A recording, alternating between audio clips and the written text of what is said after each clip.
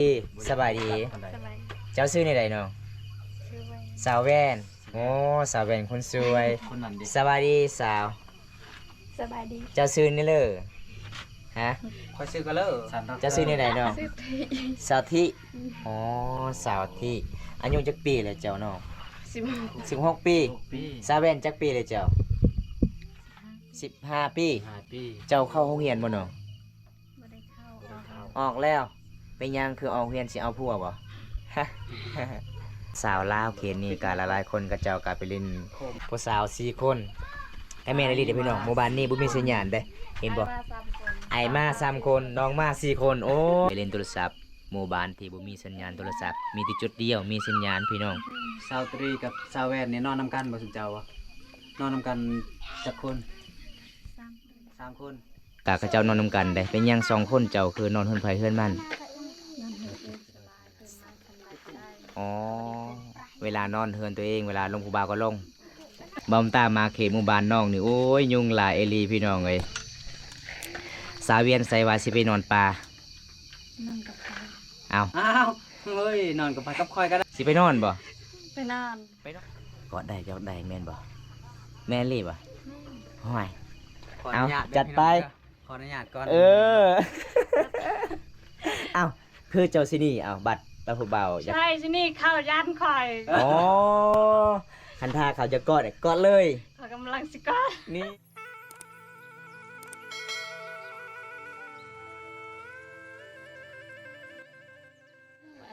น้ำอ้อย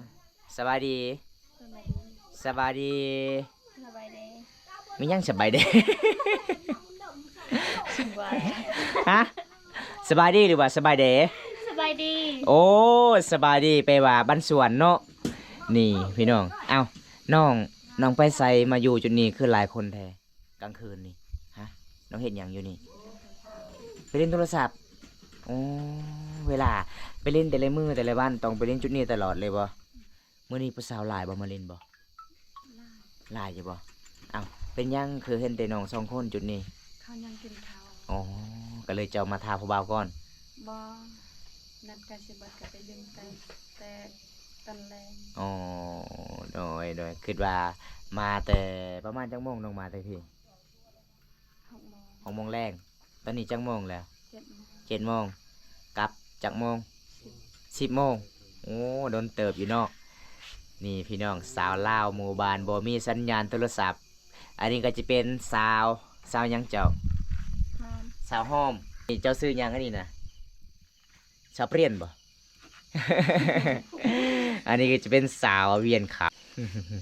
นี่พี่น้องมาเยี่ยมมายามสาวลาวเวลากลางคืนเลยพี่น้องไงเพราะว่าละลายคนผู้แซ่ผู้สาวจุดนี้เมื่อก็จะขึ้นลินบ่น้องแม่นบ่ตอนนั้นบอมตาขึ้นหมู่บ้านน้องบางคนกะปีนกกไม้แม่นบ่มีสัญญาณบ่ แม่ อ๋อ เดี๋ยวนี้เขาเฮ็ดยางบองได้ประสัญญาณ อ๋อสัญญาณดีเลยเนาะตอนนี้พี่น้องเป็นยังไงสาวห้อมสาวเวียนกินข้าวกินน้ำแล้วบ่ยามแรงนี่ ยังบ่กินข้าว ยังมาทันกินข้าวเป็นหยังคือบ่กินข้าวพี่น้อง บ่มีเนื้อสิกิน บ่มีแนวสิกินบ่อ๋อคันเห็นโทรศัพท์แล้วสาวเลยกินข้าวบ่ อิ่มเลยแม่นบ่ อิ่มเบิ่งหน้าจาแล้วก็อิ่มแล้วบ่ต้องกินข้าว เบิ่งหน้าผู้ใดเบิ่งหน้าคอยอยู่ในช่อง YouTube แม่น โอ้ยพี่น้องเอ้ยเบิ่งหน้าคอยเลยอิ่มเลยพี่น้องบ่อยากกินข้าวเลยน้องว่าแม่นแท้บ่เนาะกินข้าวบ่ลงบ่แม่นกินฮอดผู้บ่าวบ่ กินเอาแต่จ้า นี่เห็นบ่พี่น้องเห็นฮอดแต่ค่อยระวังเด้อจะโดนนี้ค่อยสิบ่กลับเมืองน้องล่ะ ได้อยู่เด้อ ว่ากินได้นี่นะ มาเห็นยังทางนี้พี่น้องนี่พี่น้องวิธีการเล่นผู้สาวต้องมาจุดนี้เนาะอ๋ออ้าวสาวหอมเจ้านอนอยู่เฮือนไผเจ้าอยู่เฮือนเจ้าเองเจ้านอนกับไผคนเดียวบ่ได้เหงาบ่น้องอยู่นอนผู้เดียวบ่เหงาคือกันสาวเวียนเจ้านอนกับไผเจ้าคนเดียวคือกันอ้าวเวลาบางหมู่บ้านนี่บอมตาไปลิ้นนี่ไปเยี่ยมยามนี่บางคนกะเขาเจ้านอนนำกันได้เป็นหยัง2 คนเจ้าคือนอนเฮือนไผเฮือนมัน นั่นเฮ็ดเองสบายเป็นไม้สบายได้ อ๋อเวลานอนเฮือนตัวเองเวลาลงผู้บ่าวก็ลงฮะ สินอนสวยซำใดเขาบ่ได้ปลุกดอกแบบนอนกินข้าวเขาสิไปให้แน่ สินอนนี่ อ๋อพอยคิดว่านี่ผู้สาวที่บ่อยากไปนอนเฮือนหมู่ผู้สาวมีแฟนแล้วแม่นบ่บ่แม่นอ๋อพี่น้องนี่ขณะกลางคืนยังงามเลยเด้กองบริษัทเลยพี่น้อง สาวลาวเขามังกองบ่หมู่บ้านเจ้าเนาะเขามังกองเนาะนี่ครับเอ้าอันนี้แม่นผู้ใดตำซินนี่นะตำซินหรือว่าตำเพ ตำแพงตำเพเจ้าบ่ตำบ่บ่แม่นเจ้าบ่ตำเป็นอยู่บ่ เป็น แม่นบ่ว่าเป็น เป็น เอ้าแต่ละเทื่อคอยไปเยี่ยมไปยามเจ้าคือเบิ่นเจ้าตำเพล่ะ คอยสิคันตัง เออ มีเงินซื้อพาย บ่มีเงินจะซื้อพาย แพงเด้อ แพงบ่คำเวลาเขาตำสิ้นนี่สำเร็จเขาตำแล้วเขาเจ้าขายบ่น้องบ่ได้ขายเลย มีแต่นุ่งเองเอาแล้วมีแต่นุ่งเองเนาะเป็นหยังสาวหอมยุงกัดบ่นี่แหละข่อยว่าบ่ต้องเข้าป่าเวลากลางคืนเห็นบ่ยุงหลายเด้ บอมตามมาเขตหมู่บ้านน้องนี่โอ้ยยุงหลายเอหลีพี่น้องเอ้ยสาวเวียนใส่ว่าสิไปนอนป่า นั่งกับเขา เอา อ้าวเฮ้ยนอนกับไปกับคอยก็ได้ เอาค่อยก็ได้เอาสิไปนอนบ่ ไปนอน ไปนอนรีบ่มื้อหน้าก่อนเด้อข่อยยังบ่ทันอาบน้ำ ข่อยสิพาเบาไทยโลดสิพาเบาไทยไปนอนป่ากับเจ้าไปนอนอยู่เที่ยงนาบ่เที่ยงให้ยุงลายบ่พี่น้อง โอ้ยพี่น้องยุงลายเลยพี่น้องเอ้ยโอ้ยพี่น้องเอ้ยลิ้นผู้สาวเขตนี้การหักลาเด้พี่น้องเวลาเฮาอยากล่มกับแบบนี้พี่น้องบ่สาวเวียนได้ยินเขาว่าอยากเวลาล่มผู้สาวเขตหมู่บ้านเจ้านี่กอดได้ยกได้แม่นบ่แม่นรีบ่ห้อย ขออนุญาต เอาจัดไป ขออนุญาตก่อน เออ เอาคือเจ้าสินี่เอาบัตรตาผู้เบาอยาก ใช่สินี่เข้ายันคอย อ๋อคันท่าเขาจะกอดเนี่ยกอดเลย เขากำลังสิกอด นี่ เอา คัดหน่อยหนึงขออนุญาตปิดก่อนเด้อ เห็นบ่พี่น้อง บ่หยอกเด้อบ่หยอกเด้อ ทีมงานนี่บ่ได้แล้วพี่น้องเอ้ยไปนำกันบ่ได้แล้วพี่น้อง เห็นบ่ เกส่งก่อน นี่เห็น บ่หยอกซื้อๆเบิ่งเบิ่งเบาบริการเพิ่นเบิ่งเอา ฮะ บริ อยู่ การ ไส เพิ่นมาหลายเลย อยู่ไสเอา นี่ บ่มีบ่เห็นน่ะ บ่กล้าดอก มีแต่เจ้าสองคนผู้สาวสองคน ไปจะเมื่อไป เออ นี่พี่น้องหยอกกันเด้อครับ หยอก อันนี้เห็นบ่ คนมาหลาย แมนคนมาลายกับเจ้ากันไม่เล่นโทรศัพท์ เอ้ย อ้าว เดี๋ยว ผู้บ่าวเจ้าบ่น้อง ฮะผู้บ่าวเจ้าบ่ บ้า บ่แม่นบ่อ้าวคือเราเอิ้นชื่อเจ้าเด้ อะไรอะ ไม่ยังป่วยอ่ะฮะ หนองดัง โอ้ยยันผู้บ่าวเจ้ามาหาข่อยก็สิบ่กล้าอยู่แหละ ตลกอลีว่าแม่นพ่อบ้าวเขาแล้ว บ่แม่นบ่น้อง อ้าว ก็บ่แม่น ข่อยได้ยินเราเอิ้นว่าไอ้เพียนเอ้ย เขาเอิ้นมาบนตาย โอ้ ไม่ได้จะสิกลับมา ฮะสิกลับมาก็มื้อเล็กข่อยมาหาเจ้า นี่บ่พี่น้องบรรยากาศจุดนี้ก็ละลายคนเวลากลางคืนนี่ก็เจ้าก็ไปเล่นโทรศัพท์เด้อขนาดเบาว่องก็ไปเล่นโทรศัพท์จุดนี้พี่น้องเป็นหมู่บ้านลึกลับไม่มีสัญญาณโทรศัพท์ไฟฟ้ามีพี่น้อง แต่มื้อนี้โอ้ยเพิ่นก็บ่ได้ใส่ทรงยาวเลยพี่น้องเอ้ย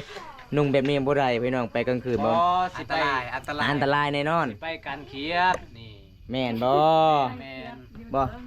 สาวเวียนแต่ละเทื่อเจ้าเคยเห็นบ่วงไปการเขียกลางคืนบ่เคยเลยมีแต่มื้อนี้เห็นบ่ มันสิแปลกเลยได้ สาวเวียนก็ยังบ่เคยเห็นมาเจ้าไปการเขียด คันบ้านคอยผู้ใดถือไปซ้ายนี่ก็คือไปกันเครียด อ้าว เอาก็ไปนะแม่อยู่ให้นั่งอยู่นี่ คัน ไป คันคนเวลาไปการเครียดบ่ต้องนุ่งชงแบบนี้ คอยสิไปแต่ว่าโอ้แวะเห็น ซีเรียลซีพา FC มาห้อมเบิ่งว่ามันห้อมแท้หรือว่าห้อมปลอมบ่แม่นห้อมแท้เนาะห้อมปลอมบ่ สบายดีเจ้าหอม โดยสบายดี โอ้มื้อนี้ก็มาดิน2คนเนาะ สาวโฮมหลังจากเจ้าไปลินแล้ว เจ้ากลับจังโมงน้อง เก่า 9โมงเพราะว่าในหมู่บ้านของน้องอยากไปเล่นโทรศัพท์อยากแซดหากับหมู่เพื่อนตอนเวลากลางคืนเนาะคันกลางเว้นนี่สู้น้องก็ไปเล่นคือกันบ่จุดนี้บ่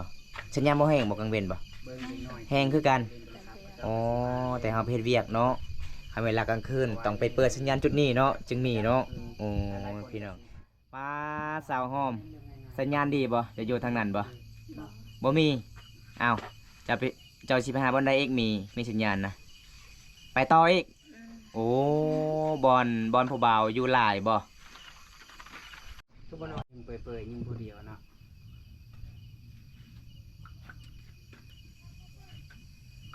สาวเวียน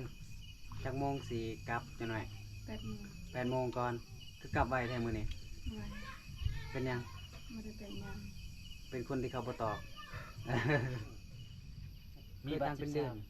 เขาขาย13 เขา บาท ขาย13ล้าน โอ้ 13 บาท เขาบัตรหนึงน่ะ13,000อยู่บ้านเจ้านี่เขาขายนะ แม่น 13,000พี่น้องโอ้ย บัตรหนึง13,000กีบ 13 ล้าน โอ้ยไปสิ ไท ไป ย ซื้อ สิ ได้เนาะ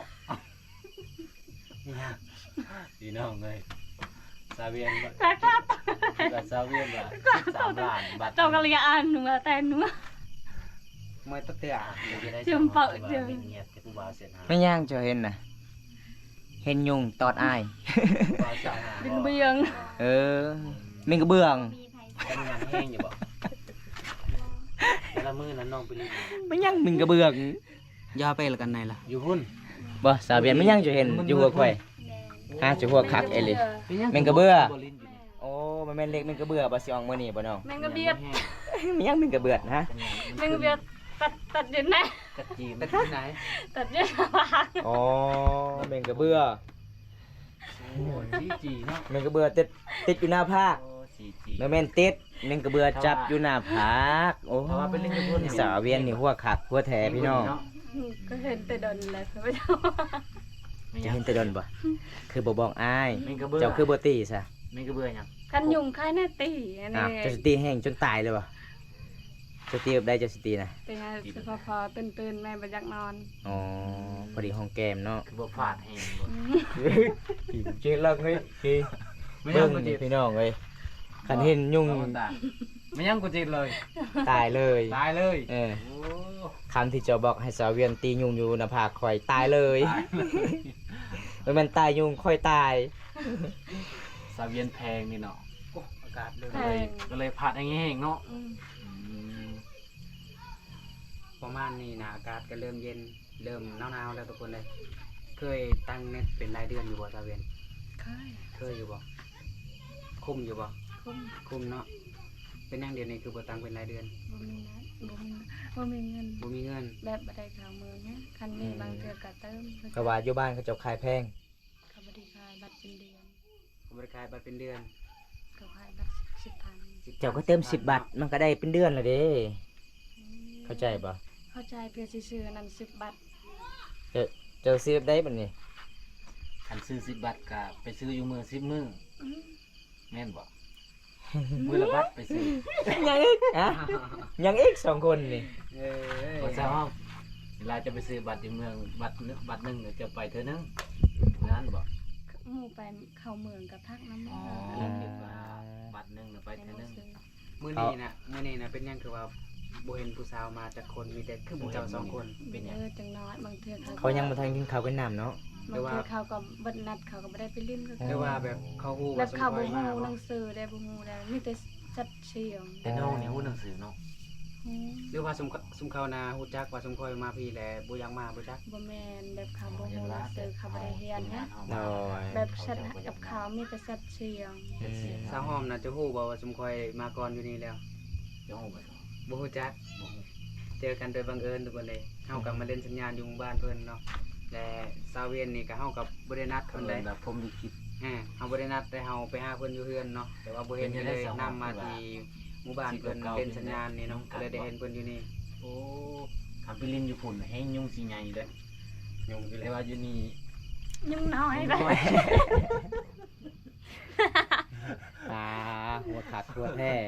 สาวเวียนเอ้ยมื้ออื่นก็สิไปไสต่อมื้ออื่นน่ะ ก็คือ เสียหยา เอาลิน เสียหญ้าส่วน มีไฟกะกะสิบ่ลายอะนะ แต่เวลากลางคืนก็ต้องไปตลอดเลยเนาะ ไปลิ้นโทรศัพท์ น้องก็บ่ได้ใส่เสื้อกันหนาวเนาะ อย่างอีกผู้บ่าวโทรหาบ่ปลาทุกคนผู้สาวมากอีหลีอีกแล้วพี่น้องเอ้ยฮอดเวลา 7 โมงผู้สาวก็มาอีกมาเรื่อยพี่น้องโอ้สบายดี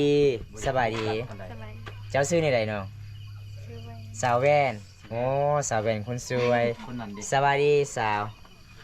สบายดี เจ้าซื้อนี่เลย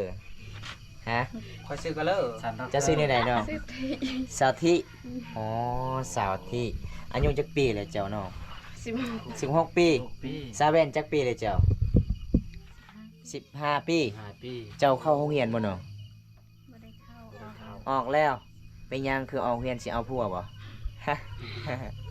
ฮะ บ่มีคนเฮ็ดเวียก บ่มีคนเฮ็ดเวียก เลยอ๋อ ตามจีได้ น้องเรียนจบห้องใดน้อง โอ้ย จะเรียนโทรศัพท์หลายเพราะว่าม สามปสาม สัญญาณก็เลย อ๋อ เห็นสัญญาณ ว่าพี่น้องสาวลาวเขตนี้ก็หลายๆคนก็เจ้าก็ไปเล่น โคมเลยนะ ไปเล่นเน็ตจุดนี้เนี่ยพี่น้องเห็นบ่ น้อง เพราะว่าจุดนี้ก็มีเน็ตในหมู่บ้านนี้พี่น้องเพราะว่าสาวเวียนก็เพิ่นก็ไปสากโทรศัพท์แล้วพี่น้องอยู่ทางเทิงเฮือนได้ ผู้บ่าวนั่น บ่ ซาแวนอันนี้เด้ ซื้อที่ ตรีโอ้มีผู้บ่าวเลยบ่ บ่มี ยังโสดบ่ อืม โสดบ่ทั้งสองคนบ่ บ่ต้องสองแล้วเนาะ ผู้สาวหมู่บ้านนี่ก็บ่ธรรมดาเลยทุกคนมีแต่คนงามๆเนาะ บ่สาวเรียนกับสาวตรี ตอนแรกนี่ คือ เฮา ส สิ นอง ได้เห็นผู้สาวหลายๆคนเนาะ นอนนำกันนอนเฮือนไป เพิ่นไป เพื่อนสาวตรีโอ้ มึงเหรอ ก็คือผู้สาวกินนี่บางคนก็นอนนำกันเนาะแต่ว่าสาวห้องก็นอนผู้เดียวผู้ใดผู้ใดนอนผู้เดียวแม่นผู้นั้นมีแฟนบ่ ปลาทุกคนผู้สาว4คนให้แม่นอีหลีเด้อพี่น้องหมู่บ้านนี้บ่มีสัญญาณเด้เห็นบ่ ไปว่าสามคน ไอ้มา3คนน้องมา4คนโอ้ยจักไปหาอยู่ใส่อีกพี่น้องผู้หนึง น้ำก็ยังบ่ได้อาบ มีแต่คนจบๆงามๆเลยสาวลาวเขตนี้พี่น้องไปเล่นโทรศัพท์หมู่บ้านที่บ่มีสัญญาณโทรศัพท์มีแต่จุดเดียวมีสัญญาณพี่น้อง สาวตรีกับสาวแวนนี่นอนนำกันบ่สุเจ้าบ่นอนนำกันจักคน สามคน สามคน แล้วหมู่สุเจ้าอีกคนหนึงน่ะไปไส จะไปพี่จะไป นอนแล้วบ่เพิ่นบ่ได้มาบ่ จะไป โอ้โหมื้อนี้นะได้มีผู้สาวมาเพิ่มอีก2คนพี่น้องเอ้ยรวมกันกับเป็น4คนจังน้อยก็ยังสิมาอีกบ่ผู้สาวนะยังมาอีกเนาะมาเรื่อยๆเนาะอืมมื้อนี้นะเขามา4คนแล้ว แต่สมค่อยน่ะมา3คนเนาะสู้เขาบ่ได้พี่น้องเอ้ยผู้สาวในเขตนี้ก็มีแต่คนงามๆจบๆงามๆเนาะ สู้มันยังสู้เขาบ่ได้ เอาก็สู้เขาบ่ได้และเขา4คนเนาะ อ๋อมีแต่คนจุกๆงามๆพี่น้องมาเรียนโทรศั ว่า พ สิ ท์ เอาให้ว่าหนวดยาวแต่ว่าเพิ่นสิลงหนวดอันแหละ คิดว่าอยู่ นวด บ้าน นวดค่อยนะยังยาวบ่เท่าละนวดของเราซ้ำเนาะเบิ่งนวดหลังยาวคักอีหลีเนาะธรรมศาสตร์บ่ละปูเอา ไม่ใช่ ฮะธรรมศาสตร์บ่เงยหน้าหน่อยหนึงดูนี่สิเบิ่งโอ้ยงามเลยเนาะบัดนี้ บ่สาวทรีสาวแวนสาวอาเวียนสาวหอมผู้ใดโสดเจ้า4คนนี่ฮะ ผู้ได้โสดเอ้า เอาน้องมา4คนผู้ใดโสดยกมือมา โสด โสดเบิด ผู้ได้โสด เอาผู้ใดโสด ไผที่บ่ยกมือน่ะบ่ได้โสดเด้อ เอาเจ้ามีแฟนแล้วบ่สาวทรี ยกคือกันแหละ โสด ย นี่ กมือขึ้นเด้อไปโสดเด้อยกมือเด้อ โสดเด้อเอย กที่ว่าแบบยกแบบบ่เต็มใจปานใดนะเอ นี่เห็นบ่มีที่สาว คนโสดแน่ นี่ขอเสียงคนโสดด้วยครับ นี่มีเมียแล้ว อ่า ไปกลับเฮา อันนี้นะเป็นจุดเตาโฮมของหมู่บ้านเพิ่นก็ว่าได้เตาเป็นจุดซุ้มนุ่มของวัยรุ่นแต่ว่าผู้ชายผู้สาว แม่น ของหมู่บ้านเพิ่นเนาะทุกคนเนาะ มีแต่ผู้งามๆเบิดจริงจักสิเลือกผู้ใดเด้เนาะสิเลือกผู้ใดบ่เบิด เลือกทั้ง4คนเลยแล้วเนาะหัวใจค่อยมี4ห้องได้ แม่นซะบ่ ห้องที่1น่ะบ่มีไผ ตอนนี้ไอ้กลับกันเด้อ อ๋อยังไง เพราะว่าบังเอิญเลยเนาะได้พอน้องมาเล่นโทรศัพท์จุดนี้เนาะเฮาก็บ่คือประพันธ์เลยว่าเจ้าไปเล่นโทรศัพท์อยู่นี่ได้ จะมาได้พันบ่คืนนี้บ่ พันอยู่พันเห็นเจ้าไปกับคอยไปนอนเที่ยงหน้า ก็บ่อยู่ อยู่ เอ้าจังได้กะไอ้กลับเพิ่นได้น้องเด้อเพราะว่าไอ้กะสิเมื่อบ้านแน่มื้อนี้เดินทางมาไกลพี่น้องจังได้กะขอให้มีผู้บ่าวงามๆเด้อมาหาเจ้ามื้อนี้เด้อ สาวที่สาวเวนสาวเวียนสาวหอม ตอนนี้ไอ้กลับกันเด้อ4สาวมื้อนี้มื้อนี้กับมื้อหยังเด้อของผักของตอนเพราะว่าเห็นสาวลาวมาเล่นโทรศัพท์จุดนี้ก็เลยทักทายกันพี่น้องจังไดกลับกันเด้อน้องเด้อเอาบันส่วนบ๊ายบายบ๊ายบายบ๊ายบายบ๊ายบายแม่นทิบ๊ายบาย